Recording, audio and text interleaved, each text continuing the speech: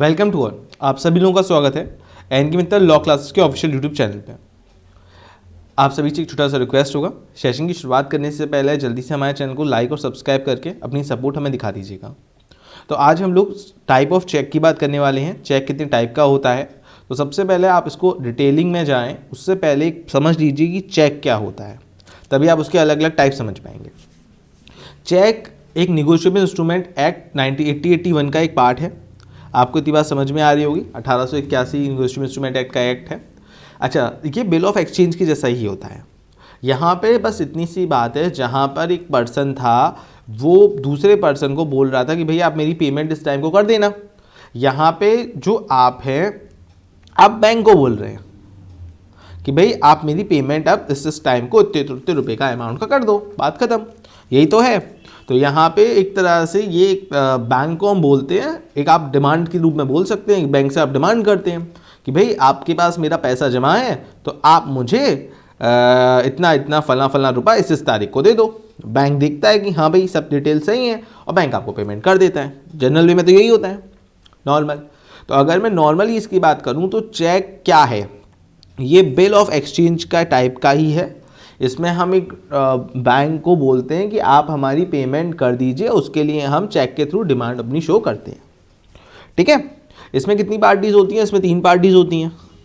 Sir कैसे कैसे? एक तो ड्रॉयर होता है, यानी कि चेक को बनाने वाला, चेक का मेकर, चेक को जो बनाता है। ये मोस्टली अकाउंट होल्डर हो सकता है जिसका पैसा बैंक में जमा है। ड्रॉई कौन होता है? ड्रॉई बैंक होता है जिसको पेमेंट करना है। ड्रॉई कौन होता है? बैंक होता है जब पेमेंट करना है।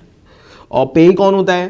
पेई मोस्टली केसेस में तो ड्रॉयर ही होता है कि वो ही चला जाता है, भाई मुझे मेरा पैसा दे दो, है ना। सेविंग अकाउंट वालों को तो यही होता है। जो नॉर्मल हम लोग रहते हैं तो हम लोग क्या करते हैं, बैंक में जाते हैं, भाई 5,000 निकाल लो, तो 4,000 निकाल लो, 2,000 निकाल लो, है ना। लेकिन पेई वैसे रियल में क्या होता है, तो पेई आप लोग रियल में उस बंदे को बोलते हैं जो पेमेंट वसूल करता है। मोस्टली केसेस में ड्रॉयर ही पेई होता है, लेकिन कभी कभी हम दूसरे बंदे को ही बिल देते हैं, जाओ तुम चेक ले लो, इतने इतने रुपए का मैं चेक काट के आपको दे दे रहा हूँ, आप पेमेंट ले लेना, है ना।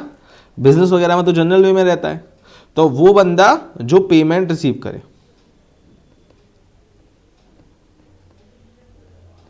सबको समझ में आ गया? बताइए। ये चेक का मेकर है। ये कौन है? ये बैंक वाला है, जैसे मैं बैंक हूं, ठीक है। और ये कौन है? ये पेमेंट को रिसीव करने वाला है। बताइए, क्लियर हो गया सबको? आप सभी लोगों को क्लियर है? हाँ सर क्लियर है, बहुत बढ़िया, गुड, है ना, कोई डाउट नहीं होगा।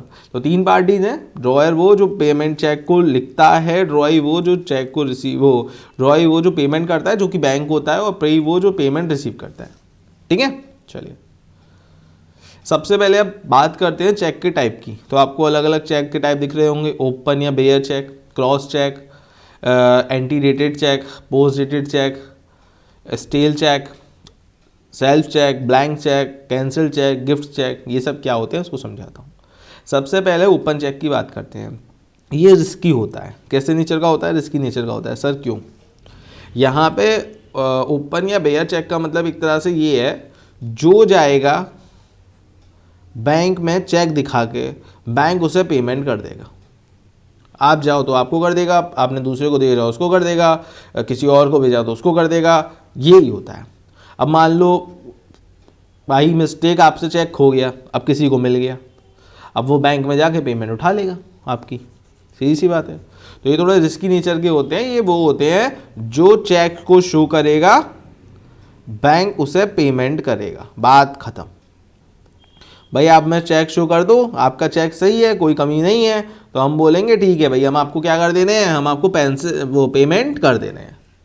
ठीक है ना, डन। चलिए, यहां तक कोई दिक्कत तो नहीं? कोई दिक्कत तो नहीं है? ये एक तरह से आप लोगों का हो गया ओपन चेक। अच्छा सर, यहां तक किसी को दिक्कत हो तो बताइए। ठीक है ना, आई होप सो कोई परेशानी यहां पे नहीं होगी, किसी को कोई दिक्कत नहीं होगी, सबको यहां पे क्लियरिटी का पार्ट होगा, पक्का? ठीक है, चलिए अब यहाँ पे आगे चलते हैं और देखते हैं कि आगे क्या है। Cross check. क्रॉस चेक क्या होते हैं?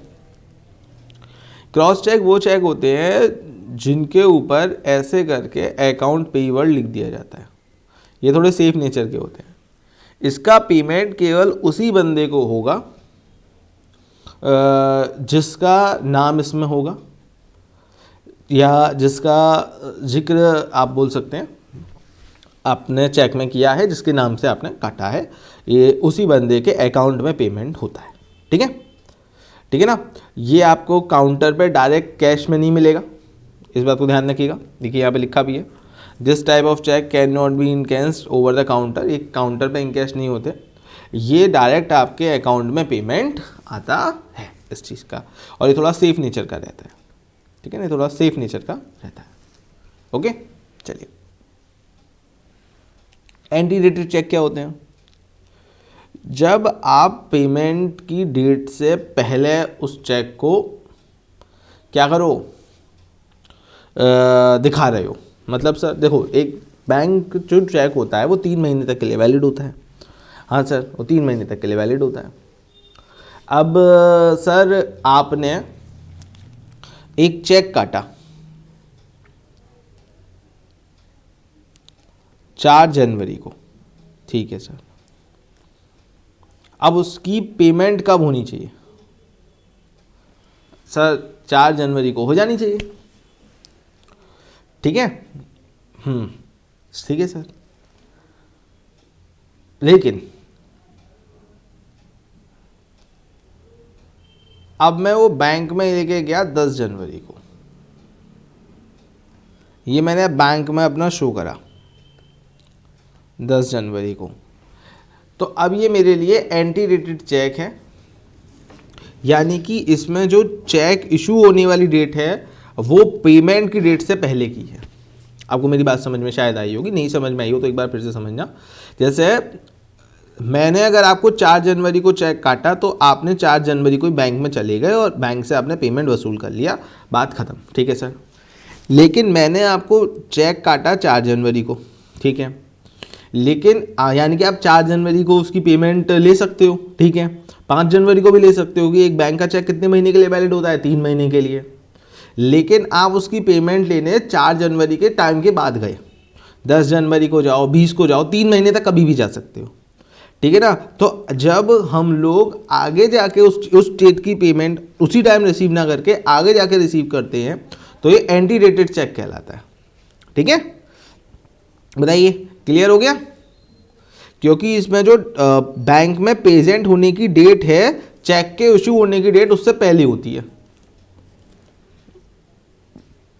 डन है? चेक इशू होने की डेट चेक बैंक में प्रेजेंट करने की डेट से पहले वाली होती है, इसे एंटी डेटेड चेक बोलते हैं। जो 3 महीने के दौरान कभी भी हो सकता है। हो सकता है आप 10 फरवरी को जाओ तो अभी कोई फर्क नहीं है, 3 महीने के दौरान कभी भी आप जा सकते हो। आई होप सो मेरी बात क्लियर हुई होगी। पोस्ट डेटेड चेक क्या होते हैं? अब भाई एक बात ये बताइए, पोस्ट डेटेड चेक सीधी सी बात है, यहां पे फ्यूचर की डेट डली हुई होती है। ठीक है ना। कहने का मतलब मैंने एक चेक काटा 30 जनवरी का, ठीक है सर। अब आप उसे 30 जनवरी के बाद में कभी भी शो कर सकते हो, सही है। लेकिन आप उसे लेके पहुंच गए बैंक में 15 जनवरी को, मैंने फ्यूचर की डेट का चेक काट दिया था। फ्यूचर की डेट का चेक मैंने काट दिया था कि आप चले जाना और फ्यूचर की डेट में ले लेना। ठीक है। अब आप 30 जनवरी के बाद कभी भी जाओ, आपको पेमेंट मिल जाएगी। अगर आप 30 जनवरी के पहले जाओगे तो आपको पेमेंट मिलेगा? नहीं मिलेगा। तो पोस्ट डेटेड चेक वो होते हैं जो फ्यूचर की डेट के होते हैं। एक तरह से आप ऐसा बोल सकते हो, जो फ्यूचर की डेट के होते हैं। ये मैंने 30 जनवरी के लिए फ्यूचर, मैंने आज जैसे मान लो आज 8 जनवरी है और मैंने इसे इशू कर दिया 30 जनवरी को, आप इसको पेमेंट करा लेना। फ्यूचर की डेट के लिए हमने इशू कर दिया था। ठीक है ना। तो आप 30 जनवरी के बाद बैंक में जाओगे तो आपको उसका पेमेंट मिल जाएगा। लेकिन 30 जनवरी के पहले जाओगे, बैंक क्या बोलेगा, भाई हमें आप आपको पेमेंट क्या कर देंगे, अभी टाइम ही नहीं हुआ है, आप बाद में आइएगा। तो आप लोगों को आई होप सो मेरी बात समझ में यहाँ पे आ गई होगी। एंटी डेटेड चेक क्या होते हैं? जैसे मैंने आज इशू करा लेकिन आपने उसे तभी नहीं दिखाया, बल्कि 3 महीने में बैंक में 3 महीने तक का चेक का टाइम होता है ना, उस दौरान आपने कभी भी दिखाया उसे, 4 जनवरी को इशू करा तो आपने 4 को ना दिखा के आगे जाके दिखाया तो वो एंटीडेटेड चेक है। ठीक है। पोस्ट डेटेड चेक क्या है? जब मैंने आपको फ्यूचर की डेट का एक पेमेंट का चेक दिखा दिया लेकिन आप पेमेंट लेने पहले पहुंच गए, तो वो क्या हो जाएगा? आपका पोस्ट डेटेड चेक हो जाएगा। ठीक है ना? आई होप सो मेरी बात समझ में आ गई होगी। अब मैं 8 जनवरी, मैं अब 10 जनवरी को जाता हूँ और बैंक में कहता हूँ मेरा 30 जनवरी का पेमेंट कर दो, तो वो थोड़ी ना करेगा, सीधी सी बात है। लेकिन वो क्या कहलाएगा? वो पोस्ट डेटेड चेक कहलाएगा। स्टेल चेक क्या होता है? स्टेल चेक मतलब वो चेक जो कटा पिटा है, जो 3 महीने से पुराना हो चुका है, वो स्टेल चेक कहलाता है, यानी कि बेकार चेक है वो। जैसे मान लो मैंने 4 जनवरी को चेक इशू करा तो आप इसे 3 महीने के दौरान दिखा सकते थे। ठीक है। आप जा रहे हैं 4 जुलाई को, तो ये तो 3 महीने से बहुत ऊपर का वक्त हो गया है ना। बैंक में आप इस तारीख को जाके पेमेंट करेंगे तो बैंक आपको इसकी पेमेंट नहीं करेगा, बैंक बोलेगा ये तो स्टेल चेक है सर, हम इसकी पेमेंट नहीं करेंगे। ठीक है। चलिए, सेल्फ चेक क्या होता है? सेल्फ चेक वो चेक होते हैं जो आप अपने खुद के लिए लेके जाते हैं। ठीक है ना। ये ना तो क्रॉस होते, ना ये बेयर वर्ड इन पर लिखा होता, कुछ करने की इसमें ज़रूरत नहीं है। ये आपके खुद के चेक हैं, आप इसमें खुद का नाम लिखते हैं, विड्रॉल करने वाले में खुद का आपका अकाउंट होता है, सब चीज़ें आपकी खुद की होती हैं। ये आप खुद ही जाके अपना पैसा ले रहे हैं, वो आपके लिए क्या है? वो आपके लिए सेल्फ चेक होता है। ठीक है ना। पेई के नाम पे आप अपना नाम लिखते हैं सेल्फ, कि मतलब पेमेंट किसको मिलेगा? आपको मिलेगा खुद को। ठीक है। तो वो क्या होते हैं? वो सेल्फ चेक कहलाते हैं। ठीक है। चलिए, ब्लैंक चेक क्या होते हैं? ब्लैंक चेक वो चेक होते हैं जिसमें आप अमाउंट फिल नहीं करते। ठीक है ना।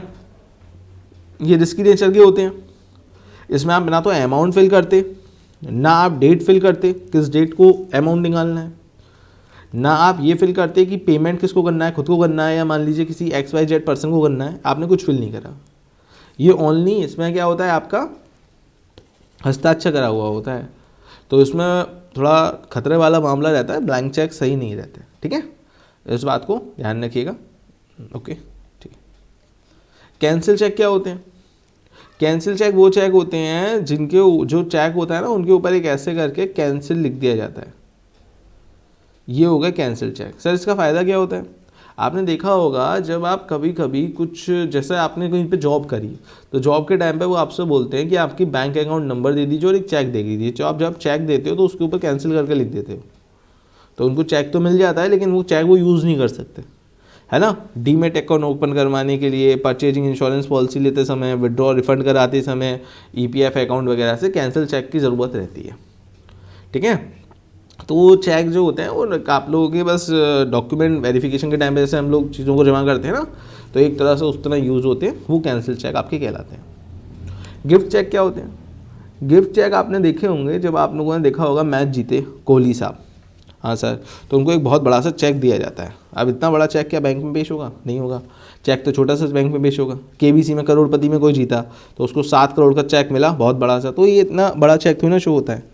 तो वो क्या कहलाते हैं? ऐसे चेक आप लोगों के क्या कहलाते हैं?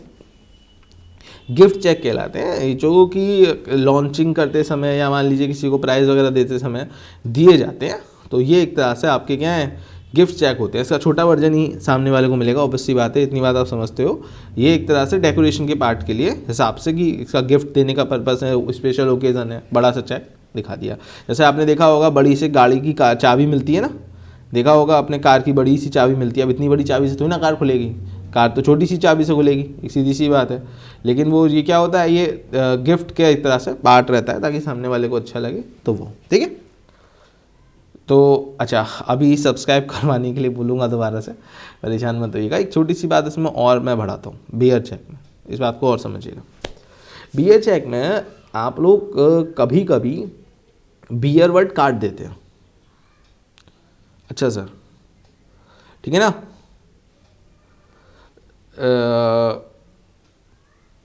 अगर बियर वर्ड काट देते हैं, जैसे बियर वर्ड काट दिया मैंने, ठीक है, तो वो ऑर्डर चेक बन जाता है। इस बात को और ध्यान रखिएगा। अगर बियरर वर्ड कटा हुआ है चेक में तो वो ऑर्डर चेक बन जाएगा। उसमें क्या होगा? उस केस में वो थोड़ा सेफ नेचर का रहता है। ऑर्डर चेक की मैं बात कर रहा हूँ। ऑर्डर चेक कब बन रहा है, मैं थोड़ा सा समझा दे रहा हूँ कि ऑर्डर चेक आप लोगों का बन कब रहा है, जब आप लोगों का बियरर वर्ड चेक पे से कटा हुआ होता है। इस बात को आप और ध्यान रखिएगा। सर मतलब समझ में नहीं आया होगा किसी को, तो मैं समझाता हूँ। बियरर चेक क्या था? कोई भी आएगा उसे पेमेंट कर दूंगा, आप आओ आपको पेमेंट कर दूंगा, आप चेक दिखा दो बस, है ना, यही था।